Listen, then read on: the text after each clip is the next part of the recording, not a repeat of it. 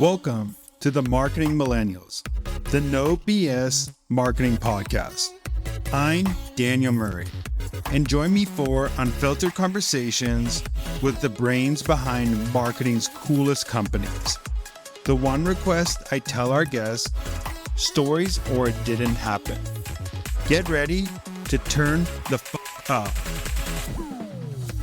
You're overthinking your content. Everything is content. You see it every day. If you're resonating with a piece of content that you're consuming, if you're scrolling and you see something and it makes you chuckle, it makes you cry, it makes you feel something, you're like, oh my God, I'm feeling something, I'm laughing, or you share it and send it to somebody, that is your sign that it's time to save that piece of content and make your own version of it. Hey marketers, we know you love a TLDR, so I'll get right to the point. You know Wix, the website builder with professional templates? Well, meet Wix Studio, made for freelancers and agencies with multiple clients. It has everything you need to efficiently build and operate campaigns across multiple channels. With Wix Studio, you can build websites that scale with dynamic pages and reusable assets, fast-track projects with integrations from Meta, Zapier, Google Ads, and more. Finish A/B testing in days, not weeks. Publish social content, send emails, optimize SEO, and so much more. Oh, and reporting is covered with integrations for tracking and analytics tools like GA4 and SEMrush. Basically, it's an all-in-one toolkit that scales with you. Drive real client growth with Wix Studio. Go to wixstudio.com.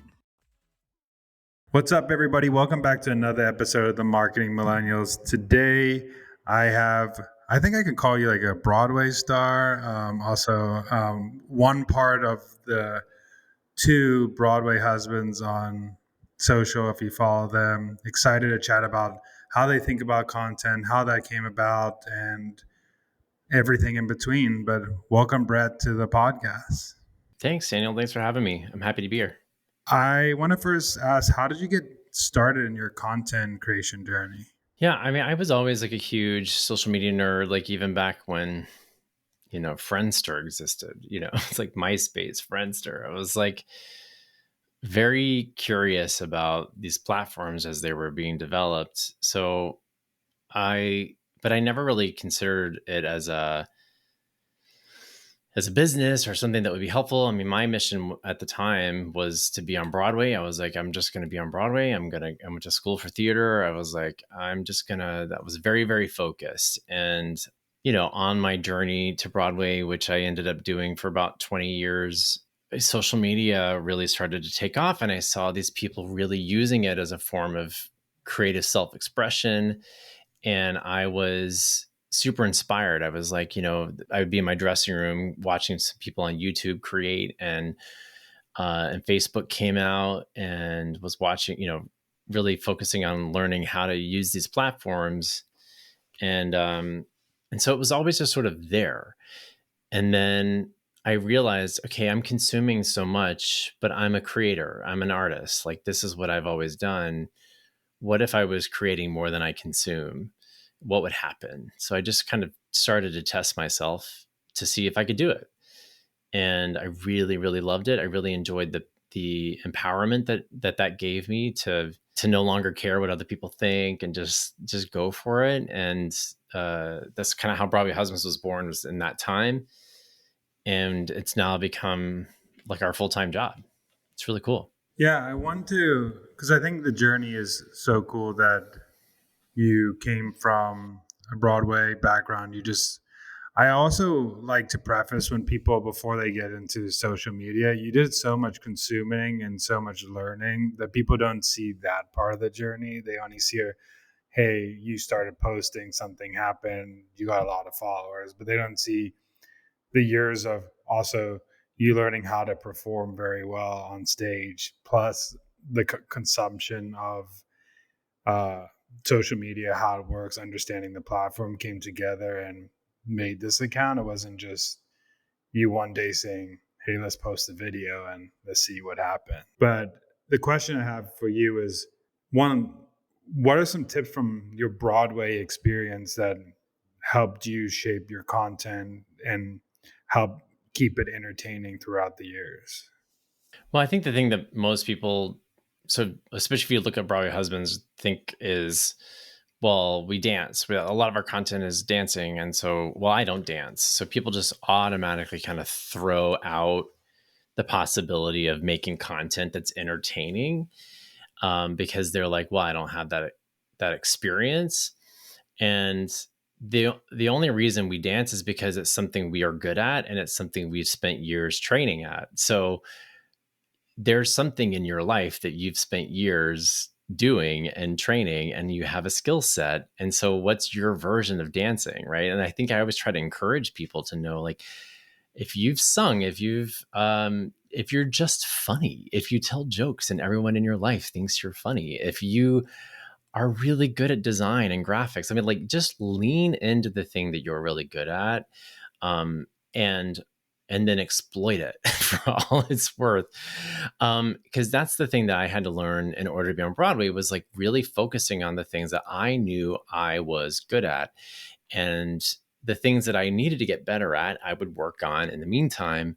But really leaning on the thing that I knew could sell me in the best light was how I ended up getting 8 Broadway shows, right? And uh, the other thing that I think that's really important to understand from a perspective of an actor, at least a theater actor, is that you just have to show up, right? I think I learned that over the years. Is like, sometimes there were days I did not want to do a matinee. I did not want to do a 2 o'clock matinee on a Saturday of Little Mermaid. There were some days I just didn't want to do it, and I had to do it anyway. It was my job. And that required me to put on a good face and give everyone the same quality of show. And I think that that is such a great something that I was lucky to be able to have that experience in physical form, but we're all capable of doing that digitally by just saying, you know what, this, if I want this to be my job and I want to grow my account, I just need to show up regardless of whether I feel like it or not, because, your audience is there. They're waiting for you. Like, just imagine that they're sitting in their seat. They just spent $400 for a ticket to see Hamilton, and they're waiting for you to come out on stage. And that's something that I think that most people just think, well, no one cares, no one's watching. It's like, they're waiting. If you just start to show up, they will come. I actually love it. I think in that the period, even in the first few minutes that we talked, there's some key lessons that people could take from your journey that I think makes great content in the world. One is double down on your expertise. I think a lot of people try to do something that they're not good at and try to create content in a space that they're not passionate about. And you're passionate about dance, so you could do it forever and it won't be inauthentic to you. The second thing I love that you said is just get in the mindset, create more than you consume. If you just put more out there, something is going to happen. Like that consistency and that showing up every day that you said, not many people have that in them. They will give up after 2 months of doing this, 3 months of doing this. But really, I think you probably saw some hits at the beginning, but it might have taken you, for me, when I started creating content, it didn't take till like 9 to 10 to 11 months that I saw anything do anything for me. It was just, I like talking about marketing and that's what happened. So could you talk about like the struggles at the beginning of content creation so people can relate to that part of that? Yeah, I mean, the struggle for me, was waiting it out, right? Like it is hard to show up when you feel like no one's there, right? If you're going live and no one shows up, I see this so many times with new clients that I work with. It's like they're like, well, no one came. It's like, yeah, most people don't watch your live. Like, they're gonna watch it afterwards, and that's okay.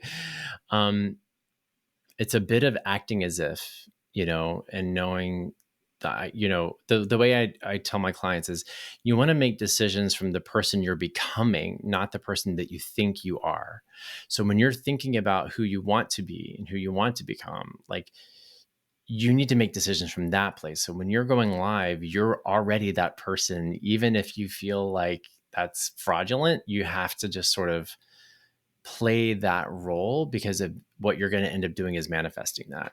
And um that's takes training, that takes time, that takes experience. And the only way you're going to get that experience is by doing it. And it's much better to fail, quote unquote, fail. You don't really fail, right? Like we just learn, but it's better to try things and fail, quote unquote, now when you have 20 followers than when you have 20,000 followers. So that was my big learning curve. Was I was experimenting with all sorts of things, and I was so afraid of how it was going to make me look in the industry, or um, that I would embarrass myself. But it was through trying different things and figuring it out that I kind of went, oh, people are really responding to the stuff I do with my husband. What if we created a separate account for that called Broadway Husbands? And that was sort of born. And then over the last 4 to 5 years, it's really just blown up. And now we're getting paid brand deals, and we're building out a community, and we're going to start a podcast next year. And there's like a lot of cool stuff that's going to come from it. I just got a book deal. I mean, there's things that come from just like trying and showing up. No, I actually think what you said about you have to get those reps, just like when you were practicing all those dances before you got on stage. If you didn't do those multiple days of practice, you would have shown up in the big moment where you start getting those followers, per se. You would have looked like a fool if you didn't actually put in those reps. That's why I actually love the time where you have zero followers. It's actually one of the easiest times and the best times to be, because you could do so many crazy things and nobody will see them.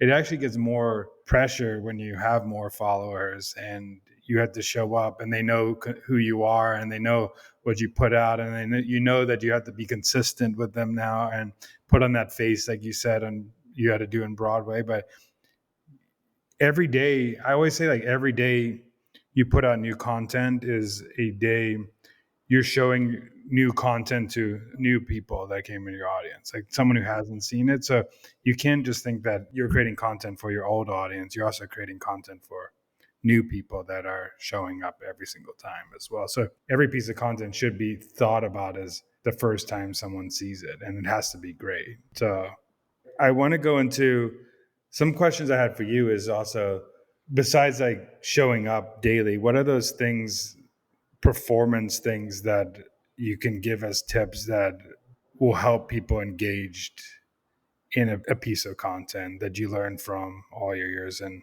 performing? Well, I'll tell you some of the things that I see most people when I'm working with new clients, especially, like fall into these traps is everyone will call it perfectionism, but it's really like a self-sabotage. It's like no one cares that much on social media, and yet people will be so like, I spent 3 days editing this reel, and I'm like, please stop doing that. Like, if it's taking you 3 days to edit one reel and you haven't posted it at all in those 3 days, then you're doing this wrong. Like, you're doing it the hard way.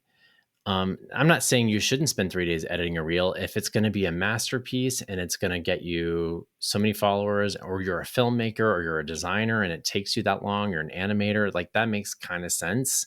But that you shouldn't not be posting in between. Like, you should be finding things that you can do easily. And the only way to figure that out, again, is to experiment and try different styles of content. Um, so, but most people are like, oh my God, if I don't make this, like I need to be filtered, or people are going to make fun of me, or my mom's going to cringe, or whatever. And it's like, no one really cares that much. And people aren't consuming content for you, they're consuming content for themselves. The other traps that I see people see is like not engaging. This one's a big one. I see people with thousands of followers who are like, why aren't I growing more? Why aren't I getting more views? And I see, how many other content creators are you engaging with in their content? How many comments are you leaving a day? How many times are you sharing someone else's content who serves a similar audience? How many times are you DMing your followers and your audience? And they're almost like, always none. I don't do that. I just make my content, I share it, and that's it. And like, you are missing out on the social part of social media. That's the whole, like, you have to, the golden rule, right? You treat others as you would have them treat you. And if you want to get engagement, you have to give engagement. The algorithm is built really for people to, that they're looking to, the algorithm's literally trying to figure out where to put you so they can push your content out. You have to tell the algorithm where to put you. And that means going to the people who are serving a similar audience, commenting and inviting them to comment back. And the big part of this that I see other people, and this kind of goes into my third thing that I think I see traps people, is they see other people who serve a similar audience as competition and not collaborators. It's a very different world in the digital space. It's a very different world on social media than what we think. If you were, you're not opening your store next door to a store that sells the same thing. It's not competition. What you do is, even if you do the same thing as somebody else, let's say you're a social media coach like me, I'm instead of trying to like do everything that another social media coach is doing, do a different thing. What I want to do is go, this is my collaborator. We could potentially be working together on stage. We could both be speaking at the same conference. We could both be creating content together because we serve the same audience. And that, if you can put collaboration over competition and start to lean into seeing how your audience needs to know you through the same people that they already follow, you're going to see a different level of creation and a different level of growth than you've ever seen. I really love I mean, I always say people, it's social media for a reason. It's not there to give a one-way speech to a bunch of people. But that tip that you just gave about going to other marketing accounts or marketers, or I'm just speaking from or people in your audience's accounts, and commenting and building community that way. I don't see many people doing that. It's very hard unless you are a big brand and have a huge social media team. You probably may be doing that already, but if you're a content creator, have an account and do that, I don't see many people really building community outside of their page, which is a big mistake. And two, what you said about the competition is, I think there's so much success for everybody out there, and that's what people forget. And people follow your content because of your uniqueness, and they follow those other people for your uniqueness. And you bring people a great piece of content should be always your end piece of goal, whether it's with a competitor or not with a competitor. Collaboration helps you get seen by other people, but also create another piece of great content for your audience, which should be the goal. Is like, how could I create that entertainment or that inspiration or that education or whatever for my audience? So I love those 2 points that you just made. I think those are really key for people to double down on. Yeah, and the other thing I was going to say is, like, I think it's a big mistake to see other people's as a threat or as a competitor, because it also closes you off, right? It limits you to possibility, and because success leaves clues, right? And if you really view it from, this is how you want to start to think. This is the hard part for a lot of people, is to start to be more empathetic to your audience. You want to start to see things from their perspective. And so let's say I'm your potential client and I'm following this expert in this one spot who has been so visible for the last 8 years. I don't even know you exist yet because your account is maybe new or you're just kind of getting off the ground. But this expert is the only person I know to follow because they've been the loudest voice for so long. And they're fine. They're not exactly like a representation of me. And then all of a sudden I see you leave a comment, or I see somehow you've tagged them in a post that you're sharing their information. And I come over to your account and I see you're teaching the same thing, but I see myself in you. I relate to you more because I know, like, you're sharing not just what you do, but who you are. I'm going to be so relieved that I finally found the person who I've been looking for this whole time. And so you have to think of it like the analogy I use is like, radio stations, radio waves they could be playing the same Sabrina Carpenter on all these stations, but if I'm not tuned in to that station, I'm not going to hear it. So I'm looking for that frequency that's going to actually help me go, okay, even if it's the same song, this is my station. Yeah, and the difference between the station is the vibe the station brings, the personality behind the station, not necessarily the song they play. Maybe the curation of the songs they play is where you stay there, but each station you listen to back in the day had its own vibe, it had its own personality. Even now it has its own personality, and they could be two top hit stations, but you listen to one because you just connect with the personalities way better.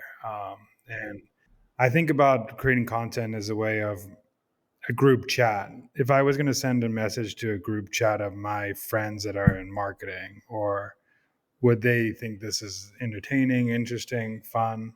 If not, then I don't post it. But I always think from a perspective is, would they enjoy this piece of content or not? And that mentality has helped me push just post things, but it's also helped me take away posts that, hey, maybe you didn't spend enough time, or you spend too little time, or this is not, you're going off the rails here. You're going too far off of what your audience actually wants. I always have that filter in my head.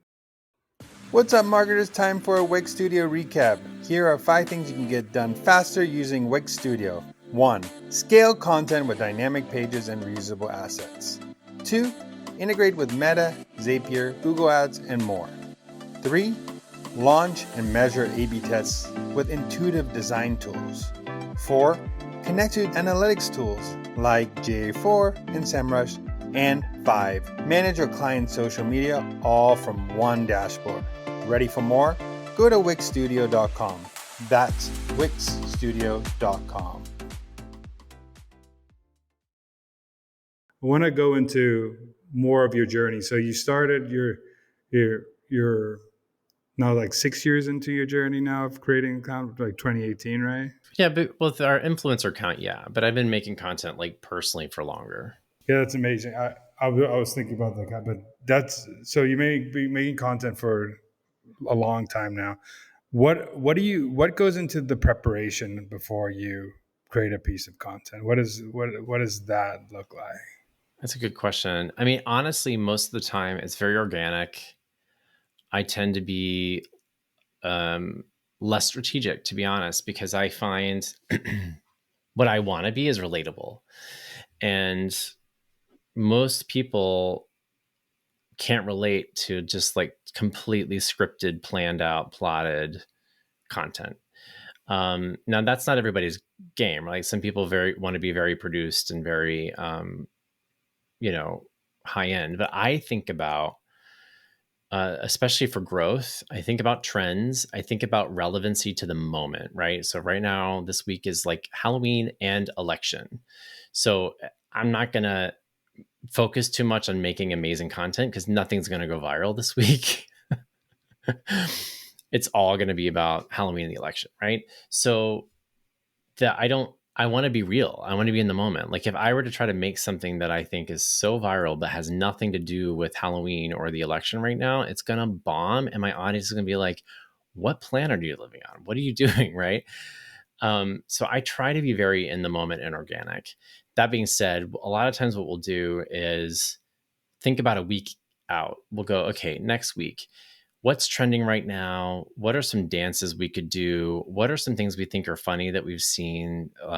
Or what is something that even we just sat down and said, it would be really funny if we did this, and we'll just like kind of map it out. And then, of course, if we have any paid partnerships happening, we'll have to make sure we have that because there's deadlines involved with that.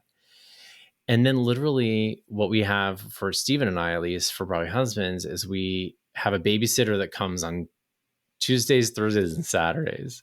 So that's our time to try to make as much stuff as we can. So we will batch, we'll do like, ideally 3 to 4 things within that window of time, including eat lunch, and then maybe do like a YouTube video to try to get up on our YouTube channel. And then And then from there, it's really about like, okay, we have these things kind of made, let's get them edited, and we're waiting and we're just saying, okay, which one feels right for today? And it's already made. Let's just see which one we want to kind of crank out. And that's about as strategic as we get with that. For me, with my personal brand, with coaching, I literally think about on the week of what's happening right now, what's the newest updates, what's Adam Mosseri on Instagram talking about right now, and I'll either kind of do that, or a lot of times what I do is whatever my clients are focusing on. If I work one-on-one with clients and I see something coming up with a client or recurring things come up with different clients, I'm like, there's a post. Like this is showing up over and over again. I need to make a post about this. Yeah, I really love that word relevancy. I think that's so key of building an audience is your content relevant in that moment in time? And I think some things are evergreen and some things you only can post during that period of time. So Halloween stuff, if you posted that in February, might not hit as hard as if you posted in October. It's actually funny because I watched your video on your story, and just going off tangent a lot, but I know I saw you were in Beauty and the Beast, and I didn't know that you were in Beauty and the Beast, but for this is inside information for everybody who's listening. I'm going to be the candlestick, and I didn't even know you're going to be I didn't know you were the candlestick till I saw that video. So I was like, oh my goodness, I got to say that in the podcast. Congratulations. That's the best. You get to sing the best song. I know what I'm saying, but relevancy is so key to content. So key. I think that if you can stay relevant as long as possible, whether it's taking a trend, saying something that's happening in a point of time, or say something evergreen that people care about, because there are things that are evergreen that people care about, like doing a dance from a Disney show is pretty evergreen. I love everybody's gonna really feel that Yeah. because they have nostalgia. They have, but doing something like Halloween, like you said, or something around the election, probably not going to hit outside this time period. Yeah. Uh, so I think it's actually refreshing to hear that you don't take much there's not too much thought with your content. I think too many people overthink that part and they just Correct. don't do that as I well. And agree. yeah, I think that's a huge part of it. Most people I hear talk about, they're like, I don't know what to post about. Well, what do you counter when someone says, I don't, I don't know what to post about, or I don't know, I don't have any good ideas. Yeah. Well, I say first off, you're overthinking it. I tell people stop trying to be original when you're already unique. So there's so many people making the same content over and over again. I mean, West Side Story is Romeo and Juliet. Like it's just you just have to tell it with your own lens. And so when you see people making content, like a big thing right now I deal with is people always going, well, I'm looking for trends that are appropriate for my audience. And I'm like, that's not how trends work. The point of a trend is the reason it's trending is because people are finding ways to make that trend appropriate to their audience. They're not trying to find an appropriate trend. And so understanding that the shift in that dynamic is more creative. It's less logical. And I think that's hard for some people who are very much stuck in like numbers and analytics, and they want to see growth and they want to see engagement and they want to see likes. So like, oh, well, that didn't get very many likes, so I'm just not going to make it again, or I'm not going to post again, or whatever. They see it like not getting likes as a form of rejection, and that's your own stuff. Like that's your stuff you need to work on outside of online, like with a therapist, because you're people not liking your content is not a personal thing. It's not somehow your idea was bad. It's the algorithm doesn't know you exist yet. You're not getting your stuff in front of the right audience. There's always things you can tweak. It's like the more you do it and the more you tweak it, you can't just post the same thing over and over again and expect different results. You need to post the same thing over and over again with tweaks each time to test and experiment and see which works better. And So I tell people all the time, you're overthinking your content. Everything is content. You see it every day. So just pick, if you're resonating with a piece of content that you're consuming, if you're scrolling and you see something and it makes you chuckle, it makes you cry, it makes you feel something, you're like, oh my God, I'm feeling something, I'm laughing, or you share it and send it to somebody, that is your sign that it's time to save that piece of content and make your own version of it.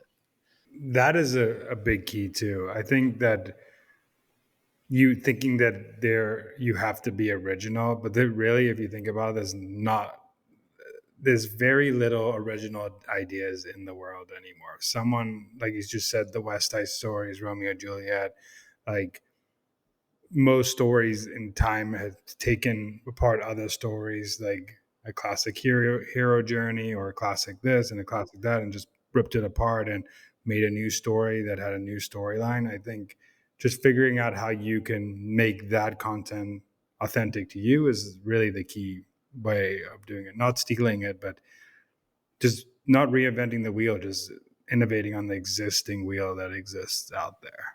And look, there's nothing wrong with like quote unquote stealing someone's content if you give them credit for it, right? Like if you like the idea and you want to just replicate it, just say, hey, I love this idea from blah blah blah, because that's how you're going to start to learn, right? It's like you're going to have to start. If you're stuck and you're like, I don't know how to make this feel original, stop and just make it. Just make it. And I think that's where we can start to overthink. Also, you said you're building a community in the future. I mean, you already built an online community, but you're building some offline things too. What is your key of just keeping, like, so you've built a following, but just keeping those raving fans, those fans engaged and actually building community? What is some like tips you have there? I mean, honestly, it's one of the hardest things because it is the most time consuming, right? But I think the most important thing is that really intentionally try to comment back with every single person that comments, right? It's that engagement piece. But with community, listening to people, asking them questions, either in stories and polls. We go live once a week and we invite our followers to that. People really do want access to you no matter the size of your audience, right? Like you want to start to make it easy for them to start to come get close to you without getting too private. But you want, like, so there's tools now, like Instagram has broadcast channels. I've discovered with our broadcast channel, like there's people who are subscribed to that who really engage there. So I make sure we go in there and we ask questions, we share our content there as soon as we post it. Those people want to be closer to us. Those people show up to our lives every Monday. So find ways to really give people those options to get close to you, whether it's through your email list, whether it's through some sort of group chat, something like that. I think that's the thing that like many of us are missing, is that connection piece. And you want to give people options to be able to really connect. The broadcast channel has been such a hack for a lot of Instagram people out there who are crushing it. I think that's a way to really engage your audience if you could do it if you can be active on there. That's what I always say is like, don't start something if you can't put 100% into, or at least a big effort onto it. One of the last questions I have for you is, what is a marketing hill you would die on? What is a marketing hill I would die on? Give me an example. So what I like, for me, I always say one of the marketing hills I always die on is that, like, the best way to learn marketing is from someone 1 to 2 years ahead of you, not a CMO. If you're starting in marketing, it's learn from someone who's like in your next phase of marketing. That's a Yeah. hill I would die on marketing. So Yeah. The hill I would die on in marketing is that, most people call it your avatar, but like stop trying to make content for everybody and really focus on one person. It's so much easier to talk to one person than to try to please everybody. Because if you're trying to make everybody like you, you're just beige. I 100% out plus 10 on that one. I think that's exactly. I think every piece of content should you should think about who that persona is you're creating for and feel actually just create that content for that person, because there's what people don't realize is how many people have the same problems or the same likes and the same entertainment out there. So if you're doing something, if you think about that one person, there's probably way more other people that like that as well. So if you just think about Yes. that. Yes. And lastly, where can people find you and follow you and connect with you? The best place to find me for social media and marketing tips is on my personal account, which is Bret Shuford. It's Bret with one T. And you can go to my website. I have a bunch of cool free resources on my website, including a 365-day content calendar and um, lots of other cool things to check out. And then, of course, if you want to follow some entertaining content and learn more about me and my husband and our life as dads, go check out Broadway Husbands. Well, thank you so much. I really appreciate it and great chatting. Thanks so much for listening. Keep tuning in to hear more great insights from the coolest marketers from around the world. If you haven't already, make sure to subscribe and follow the Marketing Millennials podcast on Apple Podcasts, Spotify, YouTube, or wherever you get your podcasts. And if you like what you hear, I would greatly appreciate you giving us a 5-star rating. It helps bring more marketers into our community.